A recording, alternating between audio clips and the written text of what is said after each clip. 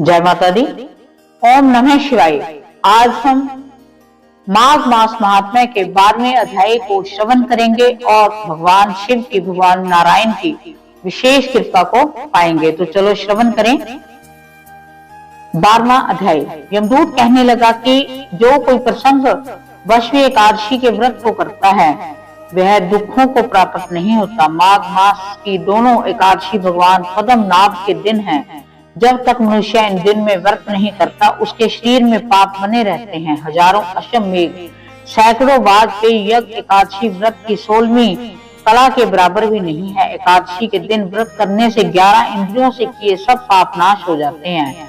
गंगा, गया, काशी, पुष्कर, कुरुक्षेत्र, यमुना, चंद्रभागा कोई भी एकादशी के तुल्य नहीं है। इस दिन व्रत करके मनुष्य अनायास ही वैकुंठ लोक को प्राप्त होता है। एकादशी को व्रत और रात्रि को जागरण करने से माता पिता स्त्री के कुल की 10-10 पीढ़ियां उद्धार पाती हैं और वह पीताम्बर धारी होकर भगवान के निकट रहते हैं। बाल, युवा और वृद्ध सब तथा पापी भी व्रत करने से नरक में नहीं जाते। यमदूत कहता है कि हे वैश्य, मैं सूक्ष्म में तुमसे नरक से बचने का धर्म कहता हूँ। मन, क्रम और वचन से प्राणी मात्र का द्रोहन करना, इंद्रियों को वश में रखना, दान देना, भगवान की सेवा करना, नियम पूर्वक वर्ण आश्रम धर्म का पालन करना, इन कामों के करने से मनुष्य नरक से बचा रहता है। स्वर्ग प्राप्त करने की इच्छा से मनुष्य गरीब भी हो तो भी जूता, छतरी, अन्न, धन, जल कुछ न कुछ दान देता रहे। दान देने वाला मनुष्य कभी भी यम की यातना को नहीं देखता तथा दीर्घ आयु और धनी होता है।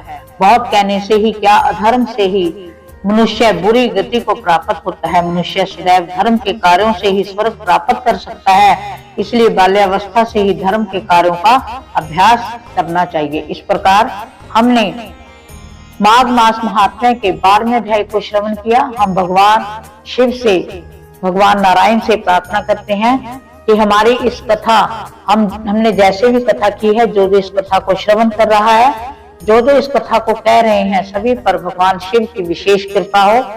उनकी अनुकंपा कृपा हम पर सदैव के लिए बनी रहे।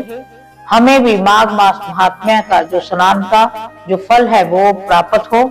हम भगवान शिव के चरणों में कोटि कोटि नमन करते हैं। उनसे प्रार्थना करते हैं कि वो हमारे पापों को नाश करते हुए हमारे ऊपर अपने विशेष कृपा बनाए रखें। जय माता दी। ओम नमः शिवाय।